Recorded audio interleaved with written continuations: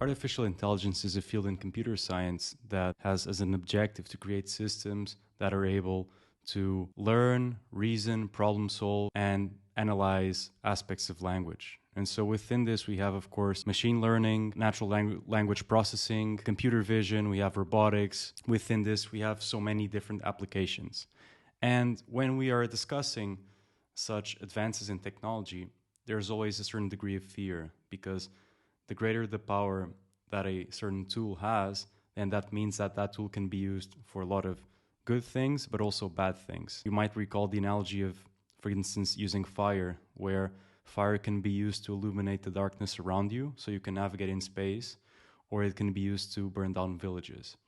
And so many people, given the potential that AI has to revolutionize our lives, also see that there is a threat that may happen if we fail to adopt some measures to regulate this evolution. So before I get into the crazy scenarios that I'll be discussing, I want to go over some of the main concerns that many people have over AI. So the first one is the potential loss of control. So it's this idea that we will lose our ability to make our own decisions, that we will have systems so intelligent that they can predict our behavior in ways that are so accurate that they learn how to manipulate us, modulate our environments, and so we sort of lose this ability to control the environment around us, and we lose our own free will, our own freedom.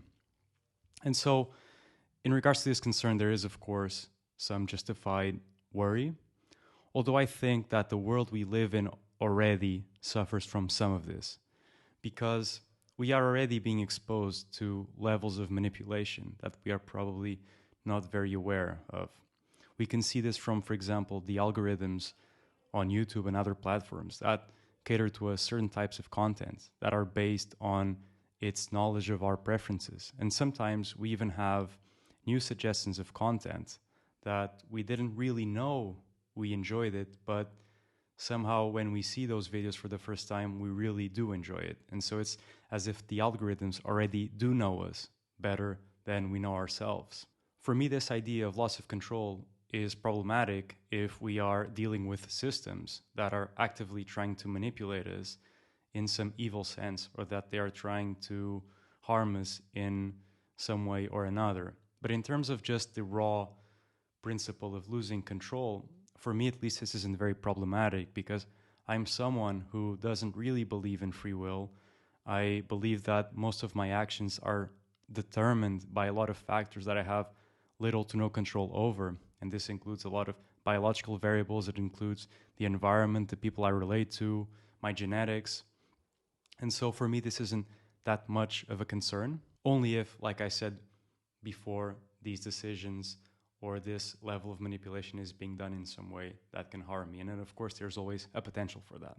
Now we are perhaps also seeing some of the potential negative effects that these intelligent systems may have. And we can see this, for example, from the troll farms, which in actuality many times are supposedly being operated by humans. So we have these collectives of people who are dedicated to just spreading misinformation and controlling the narratives and influencing public opinion and creating division amongst the population. And it's very easy to imagine that we can weaponize these artificial intelligence systems to generate more of that to a level and extent that we aren't really right now capable of imagining.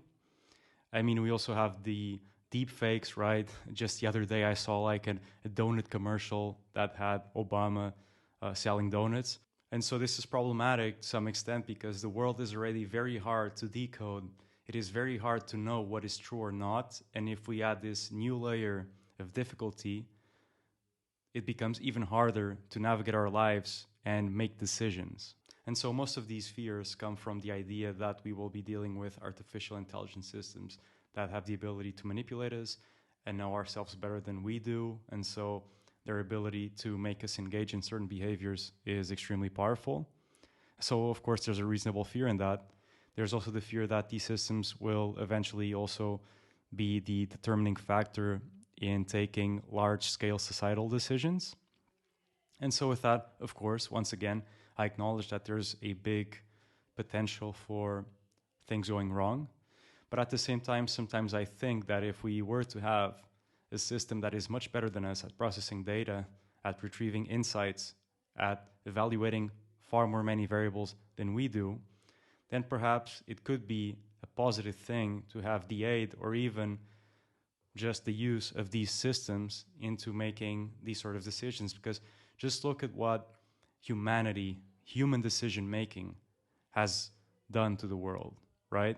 It's sometimes when we think of all of these propositions, we forget that we are highly fallible beings, that we make a lot of crazy decisions. Just look at the world right now, the amount of chaos that is coming from decisions from our fellow humans.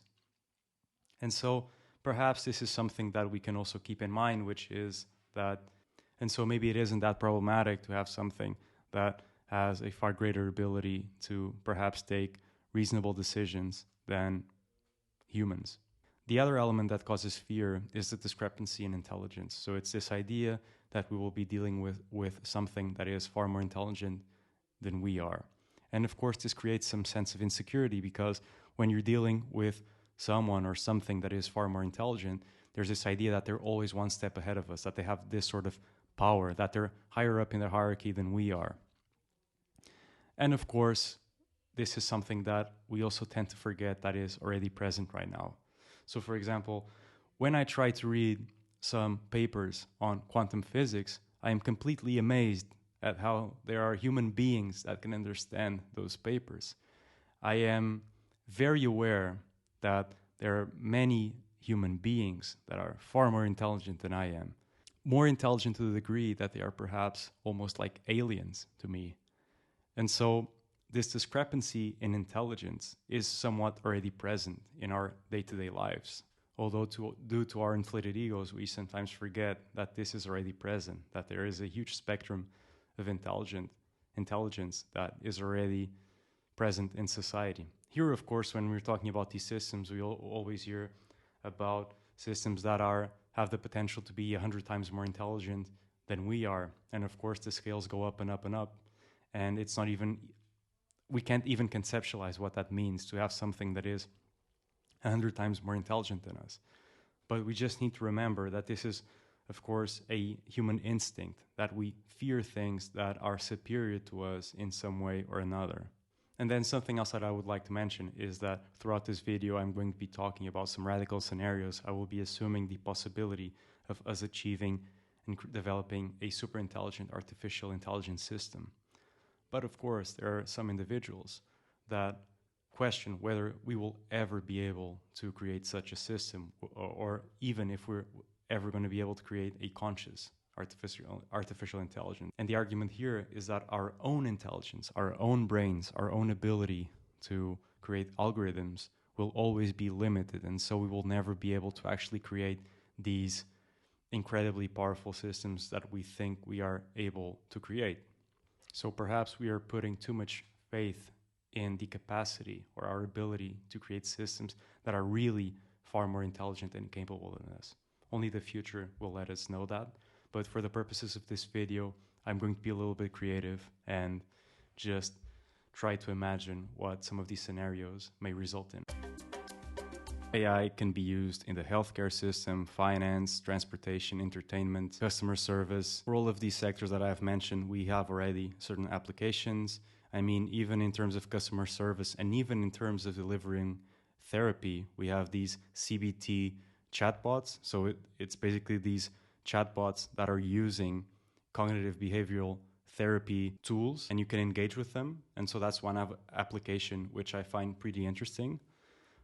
Even if you have a conversation with ChatGPT, you might be surprised at how insightful it is if you give it enough information and you go on about certain topics. And then in terms of how we can describe AI, these systems, we have narrow AI, which performs very specialized tasks such as like voice assistance. We have general AI, which has like broad human-like intelligence.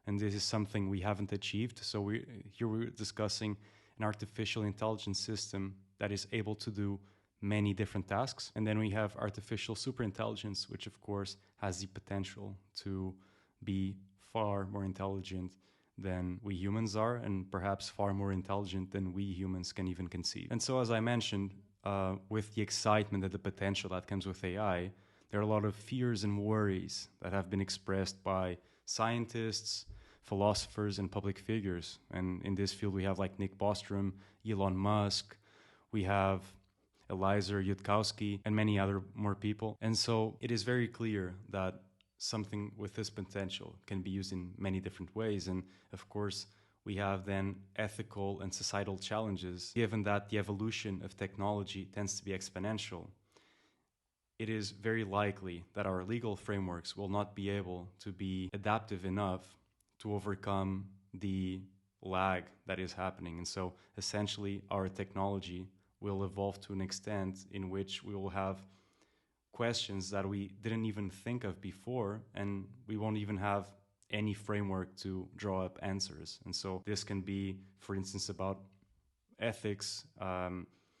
For example, something that is often discussed is the idea of sentience. So whether and when will these artificial intelligence systems become conscious? And if they do become conscious, then we need to protect them and attribute them rights, because anything that has consciousness has the potential to feel pain, to feel sorrow, sadness. And so all of this is a very, very challenging field, and we need to prepare ourselves. We need to sometimes have some sort of metaphorical truth approach, where if we are dealing with systems that mimic human intelligence and behavior to a degree in which they become unrecognizable when put next to a human, then maybe we should take preventive measures and play safely, and maybe already enforce some of these ethical considerations. And so the fear that comes when discussing artificial intelligence is a natural reaction, because novelty brings uncertainty, and uncertainty tends to trigger a fear response. However, for some,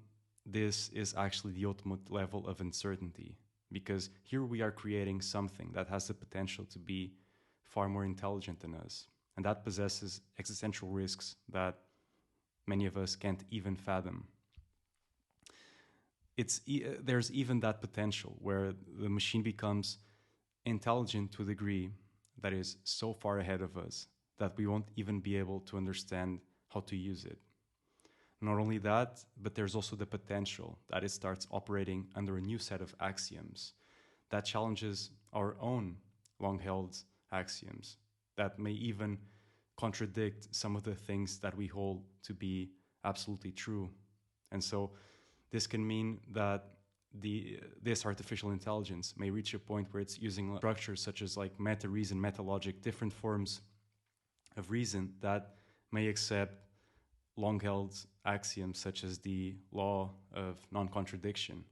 And so it may even get to a point where we just can't even interpret the outputs that these systems are giving us. You know, there's even that potential. I don't know if you guys have seen the podcast in Joe Rogan where Terrence Howard came up and where he argues a lot of different things, many things which are just mind-bending and very difficult to comprehend.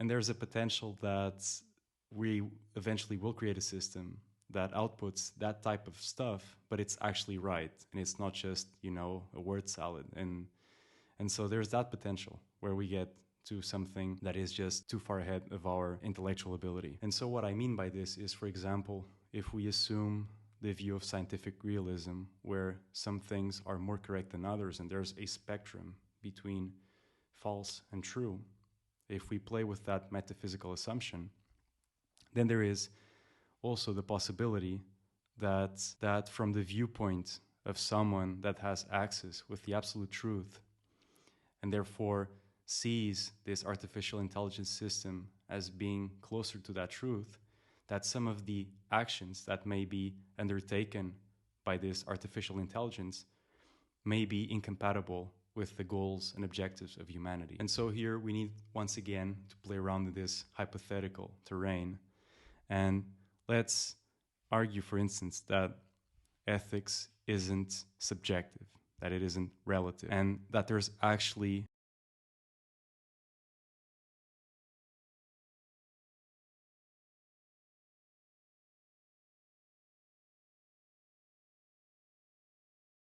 somewhere an absolute code of ethics.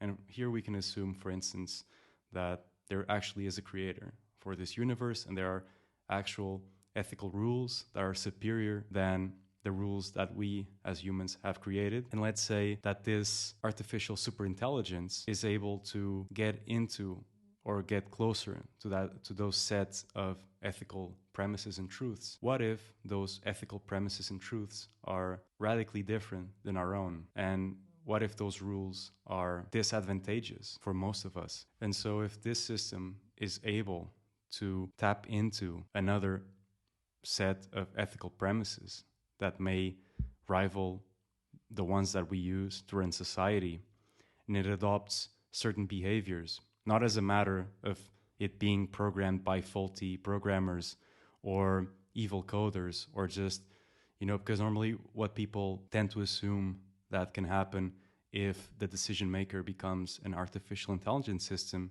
will be that it will use some sort of utilitarian metric. And as we know, if you use utilitarianism to an absolute degree, you will very soon have a dystopian society that will be able to produce a lot of horrible things. But in this case, that's not the matter. It isn't using necessarily any of our ethical systems. It's tapping into another one, which is radically different than our own. And then, of course, here the assumption is that there is an absolute ethical system, which personally I don't really believe in, but let's say that's a possibility. And so the actions of this machine that might be prejudicial to us humans is actually the product of the success of creating something with the capacity of digging deeper into the fabrics of reality than any of us humans have been able to do. And so while many people are very apprehensive and worried about AI and actually very pessimistic about AI being, for example, the end of our civilization, the end of humanity as we know it, some people are a little bit more optimistic, such as Lex Friedman. And I can say that I'm more in his camp. I'm very optimistic in regards to the potential of artificial intelligence, but I can also admit that I'm biased in a way, because as a researcher in psychiatry and mental health, and also as someone who has struggled with mental health, I see a big necessity to revolutionize this field. I feel that there's so much suffering that is going on that currently we do not have the tools to implement. We are still using a lot of drug technology that was created in the 90s. Sure, we have been able to create drugs that have a better side effect profile, but still there are so many people that are not responding to these conventional pharmacological treatments, and many of them that are responding in some way have also need to deal with horrible side effects. And so with the use of AI, I truly believe, and this has already been starting to be implemented, which is using AI as a tool to find new pharmacological targets, to create drugs that have a better side effect profile. And so I believe that this potential to really improve the lives of a lot of people who otherwise, maybe if we do not use these tools that will eventually have greater abilities than us to problem solve, I think that some of the issues that we have created through technology will never be solved. And so I believe that in order for us to break that barrier of knowledge, that barrier of capacity to help others, I think that the use of AI can be a tremendous tool and maybe a necessary one. Because with the creation of new technology, you will most likely get new problems that require new technology. And so I believe that with AI, we will be able to sort of break down that circular set of events. And I believe that we will be able to fix, or at least find better solutions to many of the things that ail us. And so the reason why I'm optimistic about AI is because I believe that the potential good that may come out of this is better than the bad, or exceeds the bad.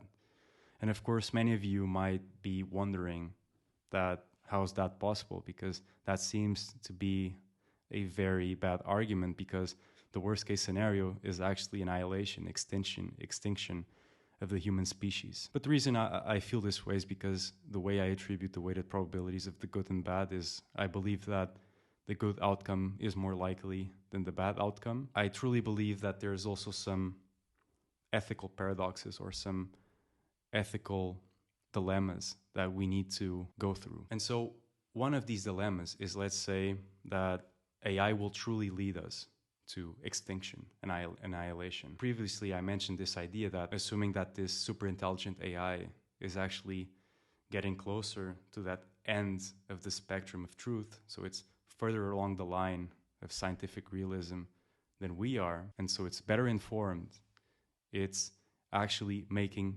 decisions that in this absolute spectrum of truth is better. Let's say that it takes an action while using that information, that better way of reasoning, that better way of logic, and that reasoning actually leads us to extinction. How should we feel about such a scenario? For one, it's very complicated because none of us, at least most of us, don't want to die.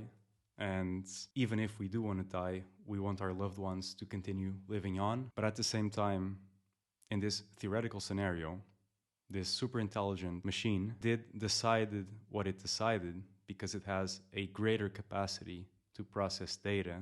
It has a better capacity to uncover the truth.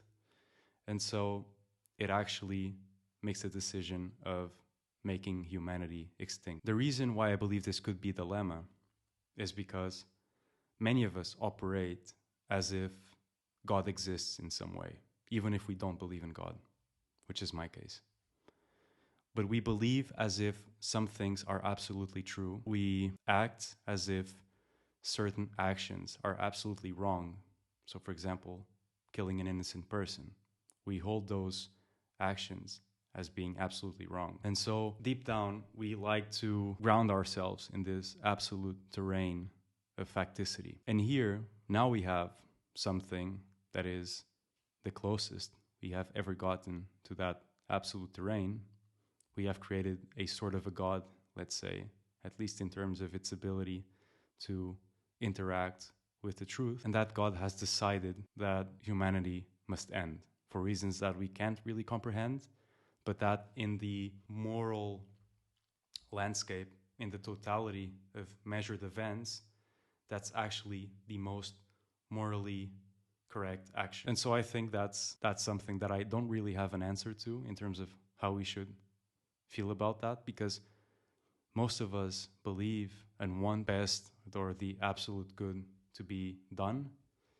And so in such a situation, it is very hard to at the same time accept that that could be the best course of events. All of these metaphysical assumptions, especially the one about ethics, about there being an absolute ethical code, because unless you believe in a certain doctrine, a certain religion, then ethics becomes far more relative. And then I guess there's also that interesting aspect, which I think Lex mentions a lot, which is the potential bond that may emerge when we interact with these possibly sentient machines. But they don't necessarily need to be sentient. They just need to be able to mimic human emotions and interact with us in ways that seem extremely human and empathetic. And so if one day we are able to create something that becomes conscious, a system that becomes conscious, it's almost the same as birthing a new being, one that is better than us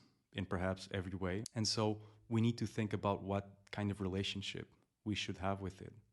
You know, it's as if the whole of humanity is being the parent of this new being. And so the difference here is that most of us, myself included, have no idea on how we even conceive this being.